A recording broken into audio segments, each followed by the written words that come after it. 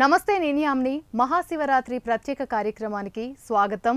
ప్రముఖ ఆధ్యాత్మికవేత్త, ప్రవచనకర్త, ప్రజ్ఞారత్న బిరుదాంకితులు డాక్టర్ విద్వాన్ అమరావాది శేషయ్య గారు మన స్టూడియోలో ఉన్నారు. ఈ మాఘమాస మహాశివరాత్రి ప్రత్యేకతల గురించి తెలుసుకునే ప్రయత్నం చేద్దాం. నమస్కారం గురుగారు. తప్పకుండా బంగారు ఆశీర్వాదం అడుగు నాన్న. మీరు మా స్టూడియోకి వచ్చినందుకు, ఈ ప్రైమ్ నైన్ ద్వారా మిమ్మల్ని పరిచయం చేస్తున్నందుకు మాకు చాలా సంతోషంగా ఉంది. ఇతర ఛానల్స్లో కానివ్వండి, మీ యూట్యూబ్ ఛానల్స్లో వచ్చిన ప్రత్యేకమైన కార్యక్రమాలు చాలా జనరంజకంగా ఉన్నాయి. అండ్ అదేవిధంగా కొన్ని ప్రశ్నల పరంపరతో ఈ కార్యక్రమాన్ని మొదలుపెట్టే ప్రయత్నం చేద్దాం గురుగారు. తప్పకుండా బంగారు. అందులోనూ ఈ మాఘమాసంలో మాఘము అనగానే అఘములను, పాపములను పోగొట్టుకున్నటువంటి నెల అని అర్థం. ఇటువంటి మాఘమాసంలో వచ్చేటువంటి ఈ మాఘమాస బహుళపక్ష లింగోద్భవ సమయం, మాఘమాస చతుర్దశి రోజున, బహుళపక్ష చతుర్దశి రోజున వచ్చిన ఈ శివరాత్రి లింగోద్భవ కాలంలో అనేక విశేషాలు, ఆ శివరాత్రి మహత్యాన్ని గురించి మనం తెలుసుకుంటాం. తప్పకుండా అడుగు నాన్న. అయితే మొదటగా పండగల విశిష్టత ఏంటి, అదేవిధంగా ఈసారి వచ్చిన మాఘమాస మహాశివరాత్రి ప్రత్యేకతలు ఏంటి? తప్పకుండానమ్మా. మనం ఈ పండుగలు అనేటువంటిది మన తెలుగు నెలల ప్రకారం చైత్రమాసం చిత్తా నక్షత్రంతో కూడినటువంటి చంద్రుడు ఉన్నటువంటి ఆ యొక్క పూర్ణిమ తిథికే చైత్రమాసం అంట. ముఖ్యంగా మన తెలుగు వాళ్ళకి చంద్ర సంబంధంగానే, చాంద్రయానంగానే మనకు పండుగలు నెలలు వస్తాయి. అందువలన మీరు అడిగిన ప్రశ్నలో మొట్టమొదటిగా మనం చెప్పుకోవాలంటే, చైత్రమాసం మొదలు పాల్గొన మాసం వరకు మనకు వచ్చేటువంటి పండుగలు అనేకాలు ఉన్నాయి. అందులో ఉగాది చైత్రమాసంలో వస్తే, అలాగే అనేకమైన పండుగలు ఆయా నెలల్లో వస్తే ఆ సందర్భాలు వచ్చినప్పుడు చెప్పుకుంటాం. మీరు అడిగిన ప్రశ్నలో ఈ శివరాత్రి మహాశివరాత్రిగా మనకు ఇతరమైన శివరాత్రులు, మాస శివరాత్రులు 11 ఉన్నప్పటికి కూడా ఆయా నెలల్లో మహాశివరాత్రిగా ఈ మాఘమాసంలో వచ్చిన సందర్భం గురించి మీరు అడిగిన ప్రశ్నకు ఇంచుక సూక్ష్మంగా సమాధానం చెప్తాను. మనకు దేవీ నవరాత్రులు ఉన్నాయి. అవి ఆశ్వీజ మాసంలో వస్తాయి. అలాగే దసరా నవరాత్రులు అంటాం వాటిని. దుర్గాదేవి ఆ 9 రాత్రులలో 9 మంది దుష్ట శిక్షకులను, దుష్టవులను శిక్షించిన విధానంగా మనకు ఆది పరాశక్తి యొక్క గొప్పతనాన్ని తెలిపేటువంటిది దేవీ నవరాత్రులు.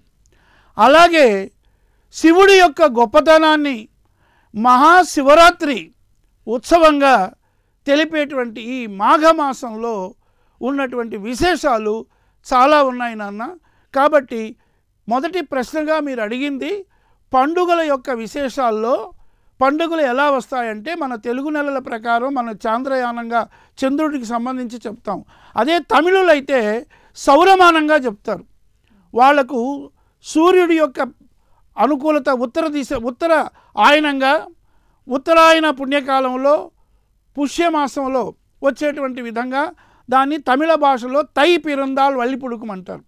అదే మనం తెలుగు వాళ్ళం చాంద్రమానంలో మన యొక్క పండుగలన్నీ జరుపుకునే విధంగా చంద్రుడిని ఉద్దేశించి ఈ చాంద్రమానంగా మన తెలుగు నెలలు వస్తాయి. కాబట్టి ఈ 12 నెలల్లో మాఘమాసం అనగానే, అఘము అనగానే పాపం, అటువంటి అఘములను తొలగించు మాసమే మాఘమాసం. అందువల్ల అటు విష్ణువుకైనా ఇటు శివుడికైనా చాలా పుణ్యప్రదమైనటువంటి నెలగా మనం చెప్పుకోవచ్చు. కాబట్టి ఈ మాఘమాస బహుళపక్ష అమావాస్యకు ముందు రోజు వచ్చేటువంటి చతుర్దశి రోజున రాత్రి 12 గంటల సమయంలో లింగోద్భవ కాలం అంటారు. ఆ లింగోద్భవ కాలమే వచ్చేటువంటి మరుసటి రోజు మహాశివరాత్రిగా మనం చెప్పుకుంటాం. కాబట్టి ఈ మాఘమాసంలో వచ్చే పండుగలలో విశిష్టంగా ఈ మహాశివరాత్రి, మాస శివరాత్రి వేరు, మహాశివరాత్రి వేరు. మహా అంటే గొప్ప, శివుడి యొక్క రాత్రిగా ఆనందజనకంగా చెప్పుకునేటువంటి ఒక శివరాత్రిగా మనం చెప్పుకుంటాం. అందుకే మన పెద్దలందరూ కూడా ఏం చెప్పారంటే, వాగర్ధావివ సంపృక్తౌ వాగర్ధ ప్రతిపత్తయే జగత పితరౌ వందే పార్వతీ పరమేశ్వరౌ అన్నారు. అనగా ఈ వాక్కు అర్థము ఈ రెండు ఏకమైనట్లుగానే ఈ జగత్తునకే తల్లిదండ్రులైనటువంటి ఆది దంపతులు పార్వతీ పరమేశ్వరులు మనకు సనాతన దంపతులు, ఆది దంపతులుగా, అలాగే ఏ విధంగా ఈ 7 భువనాలకు కూడా వారు తల్లిదండ్రులుగా ఉన్నారు. కాబట్టి అటువంటి గొప్పనైన నిర్గుణ స్వరూపమైనటువంటి ఆ కాంతి తేజోబింబం ఆ యొక్క శివుని గురించి చెప్పుకునేటువంటి కథలుగా ఈ మహాశివరాత్రి నిర్గుణ జ్యోతి స్వరూపంగా వెలిసినటువంటి మహాశివరాత్రి కథా సందర్భం సమయం వచ్చినప్పుడు చెప్పుకుంటానన్నా. కాబట్టి ఈ మహాశివరాత్రి వచ్చిన ఈ పండుగకే ఈ మాఘమాసంలో వచ్చింది. కాబట్టి ఈ మాఘమాస విశిష్టతల్లో ఈ మహాశివరాత్రి చాలా గొప్పదిగా మనం చెప్పుకుంటాం. అలాగే ఈ జగత్తునకే తల్లిదండ్రులైన పార్వతీ పరమేశ్వరులు ఎలాగో ఆ యొక్క ప్రతి రూపాలుగా మనకు జన్మనిచ్చిన తల్లిదండ్రులు కూడా సాక్షాత్తు పార్వతీ పరమేశ్వరులాగా మనం అనుకొని నేటి యువత కూడా అనేక విధాలుగా మనకు జన్మనిచ్చిన తల్లిదండ్రులు సాక్షాత్తు భగవత్ స్వరూపులుగా మనము కొలవాలి అనడానికి నిదర్శనంగా ఈ పార్వతీ పరమేశ్వరులు అయినటువంటి ఆ యొక్క జగత్తులకే తల్లిదండ్రులైనటువంటి ఆ పార్వతీ పరమేశ్వరుల ఇతివృత్తంలో మనకు ఆ కైలాసనాథుని యొక్క ఇతివృత్తం ఈ మహాశివరాత్రిలో ఒక నిర్గుణ స్వరూపంగా ఆయన వెలిసినటువంటి లింగోద్భవ కాలమే మహాశివరాత్రి నాన్న. అయితే గురువుగారు సృష్టి స్థితి లయకారులలో దేవాది దేవుడైన ఆ మహాదేవుడు పరమశివుడు ఆ కైలాస పరమేశ్వరుడి యొక్క కథలను మనం వింటూ ఉంటాము. మరి ఈ సందర్భంగా శివమహత్యాల గురించి ఏం చెప్తారు? తప్పకుండానమ్మా. ఇప్పుడు శివుడు సర్వవ్యాపకుడు, ప్రతి ఆత్మలోనూ పరమాత్మ ఉన్నాడు. కాబట్టి అటువంటి పరమాత్ముడు పరంజ్యోతి స్వరూపుడైనటువంటి శివుని గాథలు చాలా ఉన్నాయి. మనకు వేదవ్యాసుడు 3 రకాలుగా 18 పురాణాలు వివరించాడు. శాక్తేయ పురాణాలు 6, శివపురాణాలు 6, అలాగే విష్ణు పురాణాలు 6గా చెప్పాడు. అలా ఈ శివపురాణ గాథల్లో మనము తెలుసుకోవలసిన గాథలు శివమహత్యం చాలా ఉన్నాయి. కాబట్టి అటువంటి శివుని కథలుగా మనం చెప్పుకోవడానికి ముందుగా ఆ యొక్క శివ గాథలను తెలుసుకునే ముందు ఆ నిర్గుణ స్వరూపుడైనటువంటి ఆ మహాశివరాత్రి ఎలా వచ్చింది అన్నట్టు దానికి కొంత సూక్ష్మంగా మనం ఒక ఐతిహ్యమైనటువంటి ఒక పురాణ గాథను కూడా తెలుసుకుంటాం. పూర్వం ఈ బ్రహ్మ విష్ణువులు ఇరువురు కూడా నేను గొప్ప అని ఒక గర్వ అంధకారంలో పోట్లాడుకుంటున్నారు. ఆ సమయంలో దేవతలందరూ కూడా, మునులందరూ, ఋషులందరూ కూడా స్వామి ఈ విధంగా ఈ బ్రహ్మ విష్ణువులు ఇరువురు కూడా తమలో తాము పోట్లాడుకుంటున్నారు, దీనికి ఏమిటి, దీనికి ఏదైనా ఉపశానం ఉన్నదా అని అడిగాడు. వెంటనే వారి యొక్క మొరను ఆలకించి శివుడు ఒక అనల స్తంభంగా మారాడు. అదే అగ్నిస్తంభం. ఆ అగ్నిస్తంభం ఎప్పుడైతే వాళ్ళిద్దరి మధ్యలో నిలిచిందో అప్పుడు ఇటు బ్రహ్మ అటు విష్ణువు ఇద్దరు కూడా ఇది ఒకరేమో కింద భాగం ఎంతవరకు ఉన్నదో అని మహావిష్ణువు ప్రయత్నం చేశాడు, బ్రహ్మేమో ఆది ఎంత భాగం ఉందో అని బ్రహ్మ ప్రయత్నం చేశాడు. ఈ విధంగా వీరిరువురు కూడా బ్రహ్మ విష్ణువులు ఆ యొక్క అనల స్తంభం, ఆ అగ్నిస్తంభం యొక్క ఆది అంత్యాన్ని తెలుసుకోవాలనే ప్రయత్నం చేసినప్పుడు ఈ బ్రహ్మ ఆకాశం వైపు వెళ్ళాడు, పైభాగానికి వెళ్ళాడు. ఈ విష్ణువు ఏమో కింది భాగానికి వరాహ రూపంలో వెళ్ళాడు. కానీ అతనికి అంతు పట్టలేదు. చివరికి మనకు పైన 7 లోకాలు ఉన్నాయి, కింద 7 లోకాలు ఉన్నాయి. మన భూలోకములో మధ్యలోకంలో మానవులు ఉంటాం. అందువల్ల మన పైన ఉన్నటువంటి లోకాలు భూలోక, భువర్లోక, సువర్లోక, మహర్లోక, తపోలోక, జనోలోక, సత్యలోకం అని ఉంది. అందులో బ్రహ్మ ఉంటాడు. ఆ సత్యలోకం పైన 7 భువనాలలో అమ్మవారు ఉంటుంది, ఆ భువనైక మాత. ఆ తర్వాత పైన ఉన్నదే అనంత చైతన్య కాంతి స్వరూపం, అదే పరంజ్యోతి తత్వం, అదే నిర్గుణ రూపం. అటువంటి నిర్గుణ రూపమైన పరంజ్యోతి పరమాత్మ ఎప్పుడైతే ఈ విధంగా ఒకరినొకరు తగులాడుకుంటున్నారో ఈ దేవతలు మునులు వారిని చాలా వినయంగా అడిగినప్పుడు ఆ అనల స్తంభాన్నిగా మారినప్పుడు ఈ యొక్క విష్ణువేమో కనుక్కోలేకపోయినాడు, బ్రహ్మేమో పైభాగానికి వెళ్ళాడు. కానీ అతనికి అంతుపట్టలేదు. కానీ అదే సమయంలో ఆ పైభాగం నుంచి కూడా మొగలి పువ్వు దిగుతూ ఉంది. అప్పుడు బ్రహ్మ అడిగాడు, ఓ మొగలి పువ్వా నువ్వు ఎక్కడి నుంచి వస్తున్నావు అంటే, నేను 10,000 ఏళ్ళుగా దిగుతున్నాను అన్నది. అప్పుడైతే నువ్వు నాకు ఒక సహాయం చేయాలి, నీకు నేను సహాయం చేస్తాను. కాబట్టి శివుడు గన అడిగితే నేను చూశాను, నీ ఆది పైభాగం చూశానని నాకు సాక్షి చెప్పన్నాడు. వెంటనే ఎప్పుడైతే ఈ బ్రహ్మ విష్ణువులు ఇద్దరూ కూడా కిందికి వచ్చారో ఆ అనల స్తంభం నుంచి శివుడు ప్రత్యక్షమయ్యాడు. విష్ణువేమో తన యథార్థాన్ని ఒప్పుకున్నాడు, బ్రహ్మేమో నేను పైభాగం చూశానన్నాడు. ఈ కావాలంటే ఈ మొగిలి పువ్వు నీకు సాక్షి చెప్తున్నాడు. వెంటనే కోపించాడు ఈశుడు. ఈ యొక్క బ్రహ్మ అబద్ధం చెప్తున్నాడని ఆ మొగలి పువ్వును బ్రహ్మను చూసి కోపించాడు. ఈ యొక్క విష్ణువును చూసి నీవు నా యొక్క విషయాన్ని నిజంగా నువ్వు చెప్పావు కాబట్టి తెలుసుకోలేకపోయినాన్ని, నీకు భూలోకములో పూజార్హత ఉంటుంది, కానీ ఈ యొక్క బ్రహ్మకి మొగిలి పువ్వుకున్నదని కోపించి బ్రహ్మకు పూజార్హత లేదన్నాడు, మొగిలి పువ్వు కూడా నన్ను స్పృశించడానికి లేదన్నాడు.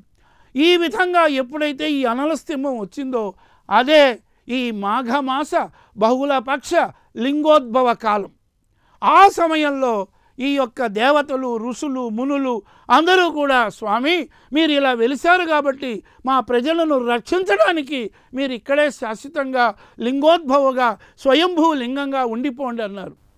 ఆ కోరికను మన్నించి శివుడు లింగోద్భవ కాలంగా అయినాడు కాబట్టి ఆ యొక్క నిర్గుణ జ్యోతి స్వరూపమే ఒక అనలస్తంగా మారింది. కాబట్టి అటువంటి గొప్పనైనటువంటి ఈ యొక్క రోజే మహాశివరాత్రిగా, శివ తాండవంగా, శివుని యొక్క మహిమలు తెలిపే గాథగా మారింది.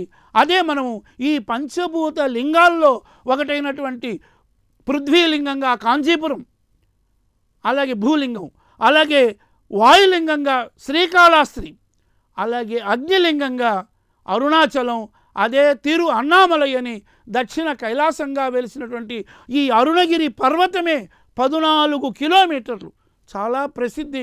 ప్రతి పూర్ణమికి కూడా అక్కడ జనులు తండోపతండాలుగా గిరి ప్రదర్శన చేస్తారు. కాబట్టి అటువంటి అనల స్తంభంగా మారిన అగ్నిలింగమే నాడు అటువంటి శివరాత్రి మహాశివరాత్రిగా కొలవడానికి ఒక మార్గ నిర్దేశకమైంది. కాబట్టి ఈ మహాశివరాత్రి సందర్భములో ఆ యొక్క అరుణాచల శివ అరుణాచల శివ అరుణాచల శివ అరుణ శివోం అరుణాచల శివ అరుణాచల శివ అరుణాచల శివ అరుణ శివోం అని కోట్లాది మంది ప్రజలు ఆ భక్తులతో కలిసేటువంటి శివ మహత్యాన్ని తెలిపేటువంటి శివగాథగా ఈ మహాశివరాత్రి వచ్చిన సందర్భం మనం ఈనాడు సూక్ష్మంగా తెలుసుకున్నామమ్మా. ఇది మీరు అడిగిన ప్రశ్నకు కథ. అయితే గురువుగారు, పార్వతీ పరమేశ్వరులు 7 లోకాలకు ఆది దంపతులు అంటూ ఉంటారు కదా, మరి ఆ విశేషాలు ఏంటి? పార్వతీ పరమేశ్వరులు ఇరువురు కూడా అర్ధనారీశ్వర తత్వం అంటారు. ఈ అర్ధనారీశ్వర తత్వమే శక్తి శివం. ఈ ప్రకృతియే శివం శక్తి, శివమే పురుషుడు. అటువంటి ఈ శివశక్తుల యొక్క కలయికలో ఏర్పడినటువంటిదే అర్ధనారీశ్వర తత్వం. అటువంటి 7 భువనాలకు కారణభూతులైనటువంటి వాళ్ళే ఈ పార్వతీ పరమేశ్వరులు. అందువలన ఈ యొక్క సృష్టి స్థితి లయకారకుడైనటువంటి బ్రహ్మ విష్ణు మహేశ్వరుల అతీతమైనటువంటి శక్తిగా ఈ పార్వతీ పరమేశ్వరులు ఏర్పడ్డారు. కాబట్టి అదే నిర్గుణ జ్యోతి స్వరూపంలో మనం స్వామిని కొలుచుకోవచ్చు. అదే సగుణ సాకారంగా కొలుచుకోవడానికి కూడా ఈ పార్వతీ పరమేశ్వరులే మనం ఎన్నో మనలో ఉన్నటువంటి షట్చక్రాల్లో మూలాధారమైనటువంటి చక్రమే ఒకటి. ఆ చక్రంలోనే గణపతి శక్తి స్వరూపంలో ఉంటాడు. మూలాధార, ప్రాణావిష్ట, మణిపూరక ఏవి, అలాగే అనాహత, విశుద్ధ, ఆజ్ఞ సహస్రారం అనే 7 చక్రాల్లో ఆ 7వది సహస్రారం. ఈ అన్నిట్లో కూడా శక్తీశ్వరుల యొక్క కలయికతో ఏర్పడింది. అలాగే ఈ ప్రకృతిలోని పరమాత్మ మనకు శబ్దతత్వం అంతా కూడా ఓంకార ధ్వని, అకార ఉకార మకారత్రయమైనటువంటి ఆ అంటే బ్రహ్మ, ఊ అంటే విష్ణువు, మా అంటే శివుడు అనేటువంటి ఓంకార ప్రణవ నాదం కూడా ఆ యొక్క వినాయకుడు ఓంకార తత్వంలో నుంచి, ప్రణవనాదంలో నుంచి ఏర్పడిన తత్వంగా అటువంటి పార్వతీ పరమేశ్వరులు పైన ఉన్నటువంటి 7 లోకాలు, కిందున్న 7 లోకాలు, అతల వితల సుతల రసాతల మహాతల పాతాళ లోకాలను ఉన్నాయి. అలాగే పైన మనం మధ్యలోకంలో ఉన్నాం, మర్త్యులు. పై భాగంలో ఇందాకే మనం చెప్పుకున్నట్టుగా భూలోక, భువర్లోక, సువర్లోక, మారులోక, తపోలోక, జనాలోక, సత్యలోకాలు. ఆ పైన ఉన్నదే మణిద్వీప వాసిని, శక్తి స్వరూపిణి 7 భువనాల్లో. ఆ పైన ఉన్నది అనంత జ్యోతిర్లింగ. కాబట్టి మొత్తానికి కూడా ఆది దంపతులుగా ఇందాకే ఆ శ్లోకంలో కాళిదాసు వర్ణించిందంటే చెప్పాను. వాగర్ధావివ సంపృక్తవు వాగర్ధ ప్రతిపత్తయే జగత పితరవు వందే పార్వతీ పరమేశ్వరుని ఒకటి. అటువంటి శక్తి ఈశ్వరుల కలయికే అర్ధనారీశ్వరు తత్వం. కాబట్టి అటువంటి గొప్పనైన సనాతన దంపతులు మనకు ఆది దంపతులు కాబట్టి వారు లేని చోటు ఏదీ లేదు. కాబట్టి అటువంటి శివ శక్తిలో ఏకమైనటువంటిదే ఈ గొప్పనైన సృష్టి కానీ, స్థితి కానీ, లయ కానీ, ఏదైనా సరే. లయ అనగా కలిసిపోవడం. ప్రళయానికి ముందు, ప్రళయానికి తర్వాత, ఎప్పుడైనా కాలం దైవబలం, దైవం కాలపు వలయం. అటువంటి గొప్పనైనటువంటి ఈ స్థితి కారకుడైనటువంటి మహావిష్ణువు అయితేనేమి, సృష్టికారకుడైన బ్రహ్మ అయితేనేమి, లయకారకుడైన ఈశ్వరుడైతేమి, అన్నిటికీ మించినటువంటి పరంజ్యోతి పరమాత్మ శక్తీశ్వరుల కలయిక. కాబట్టి ఈ సృష్టిలో ఉన్న 7 భువనాలన్నీ కూడా ఈ విధంగానే ఏర్పడ్డాయి. అలాగే పంచభూత తత్వాలు కావచ్చు, ఈ యొక్క 12 జ్యోతిర్లింగాలు కావచ్చు, అలాగే అమరనాథ్ కావచ్చు, మానస సరోవరం, ఈ 24 క్షేత్రాలు కూడా, ఈ 24 గంటలు కూడా మనం శివ శివ హరహర. ఏ జీవైనా సరే పుట్టుక చావులు తెలియని మనకు మా నవ అంటే నవ కృతది మా వద్దు, నాకు ఇక ఏ జన్మ వద్దు, నీలో నేను ఐక్యమైపోవాలంటే నీ మనసును మన ఏవ మనుష్యానాం కారణం బంధమోక్షయు. ఈ మనసే కారణం అవుతుంది. కాబట్టి ఈ ఐహిక సాంసారిక బంధానికైనా ఆముష్మికానికైనా అటువంటి మూల స్వరూపమైనటువంటి ఆ పరంజ్యోతి పరమాత్మ శక్తీశ్వరుల యొక్క ప్రాధేయతతోనే మనం ఎప్పుడూ కూడా స్వామి మీరు తప్ప అన్యదా శరణం నాస్తి త్వమేవ శరణం భవ అన్నట్లుగా మనం కొలవాలి. అలాగే భాగవతంలో అద్భుతంగా పోతన వర్ణిస్తాడు. ఈ గజేంద్ర మోక్ష ఘట్టంలో కూడా ఆ యొక్క గజేంద్రుడు ముసలి నోట్లో పడ్డప్పుడు ఆ చెప్పే విషయంలోనే ఈశ్వరుడి యొక్క గొప్పతనం తెలుస్తుంది. ఆ ఈశ్వరుడు ఎంత గొప్పవాడో అని. యవ్వనిచే జనించు జగము యవ్వని లోపల నుండు లీనమై యవ్వనిది అందుడిందు పరమేశ్వరుడెవ్వడు అనాది మధ్యలయుడెవ్వడు సర్వము తానయైన వాడెవ్వడు ఈశ్వరుని శరణంబు వేడదనను. ఆ ఒక్క పద్యంలోనే పోతన వర్ణించిన ఆ పద్యంలోనే మనం తెలుసుకోవచ్చు. యవ్వనిచే జనించు జగము, ఎవరి వల్ల ఈ జగము సృష్టింపబడుతుందో, యవ్వనిచే జనించు జగము యవ్వనిడు అందు ఇందు పరమేశ్వరుడెవ్వడు అంటే ఆయనే స్థితికారకుడు. యవ్వనిలో లయమవుతుంది. యవ్వనిచే జనించు జగము, యవ్వనిచే ఈ యొక్క లోకం సృష్టింపబడుతుందో, ఎవడైందితే తనలో లీనమవుతాడో అని కూడా తనలో లీనమవుతాడు.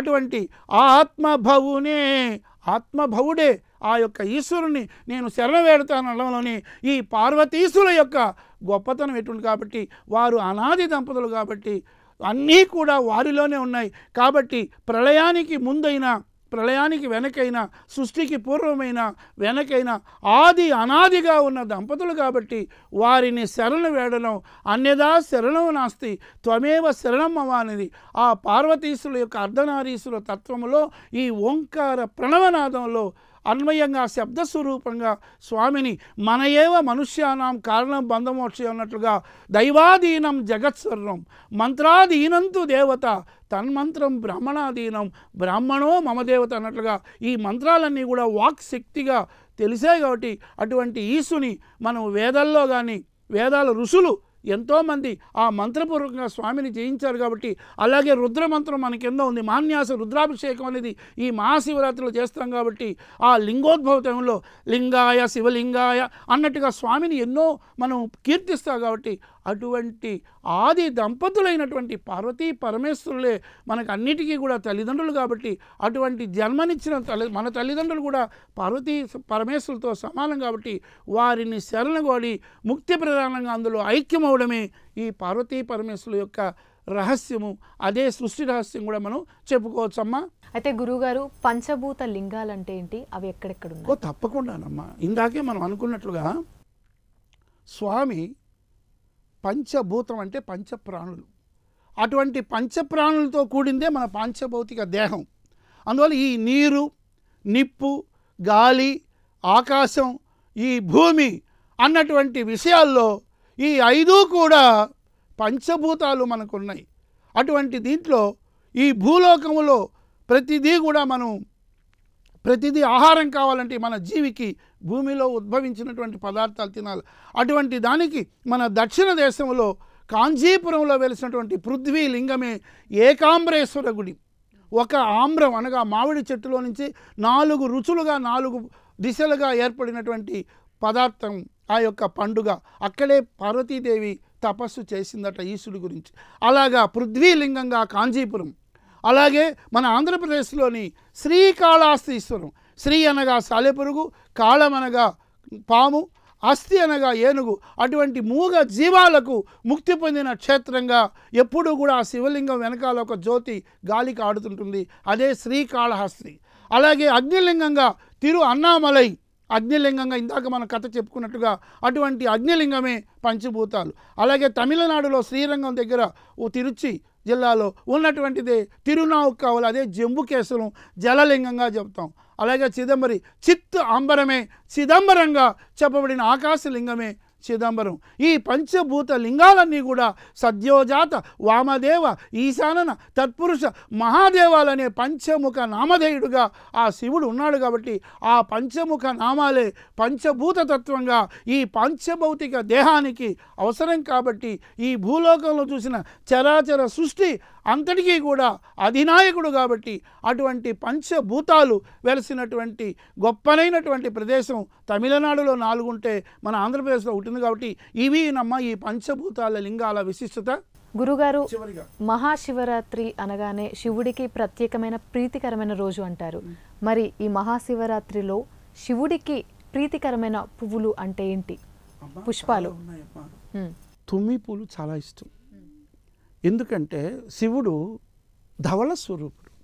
అటువంటి ధవళ స్వరూపుడైన శివుడికి మనం ఎంత సేవించిన ఎంత ఆనందంగా అయినా ఉప్పొంగిపోతాడు.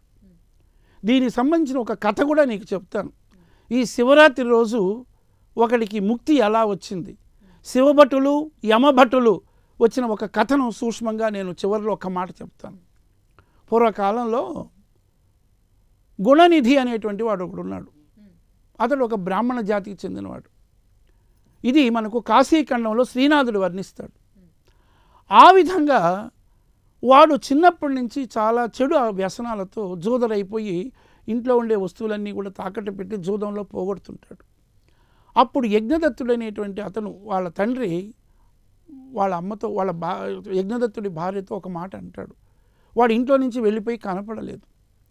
అప్పుడు ఒక మాట అడుగుతాడు, ఓ సతీమణి, అంగోద్వర్తన వేళ నీవు నా దరహా సాంకూరముల్ లోచనా పాంగ ప్రాంతములంది గుర్ప ఒక సయ్యాటంబు కల్పించి నా అంగుళ్యాభరణంబు పుచ్చుకొనవే నేను ధరింప పావకునకుంచేయన్ అవిర్ధానమునంటాడు. నేను నీకు ఒకసారి నాకు స్నానం చేసి వస్త్రం మార్చి వస్త్రం కట్టేటప్పుడు అంగోద్వర్తన వేళ వస్త్రం మార్చుకునేటప్పుడు నీవు దరాసు నవ్వుతూ ఉండేటప్పుడు నా ఉంగరాన్ని నీకు ఇచ్చాను కదా, ఆ ఉంగరం ఇప్పుడు లేకపోతే నేను అవిస్సు నాకు అగ్నిహోత్రునికి అవిస్సు చేయలేను హోమగుండాల్లో. కాబట్టి అది ఎక్కడా అని అడుగుతున్నప్పుడు ఆ మాట బయట నుంచి వింటాడు ఆ రాత్రి సమయంలో ఈ గుణనిధి. ఇక నాన్నగారు తిడతాడని చెప్పి భయపడి ఆ రోజు నుంచి బయటకు వచ్చేస్తాడు. అప్పుడు తిరిగి ఒక అడవిలోకి వస్తాడు. ఆ అడవిలోకి వచ్చిన తర్వాత అక్కడ ఏమి ఆకలికి అల్లాడుతున్నాడు 3-4 రోజులు ఆహారం లేక. అక్కడ ఒక శివాలయం ఉన్నది. ఆ శివాలయంలో ఇక ఏదో విధంగా తను ఆ యొక్క పదార్థాన్ని దొంగలించాలని ఉద్దేశం చేత ఆ రోజంతా కాచుకున్నాడు. ఇక రాత్రి సమయం అయింది, ఆకలితో అల్లాడుతున్నాడు.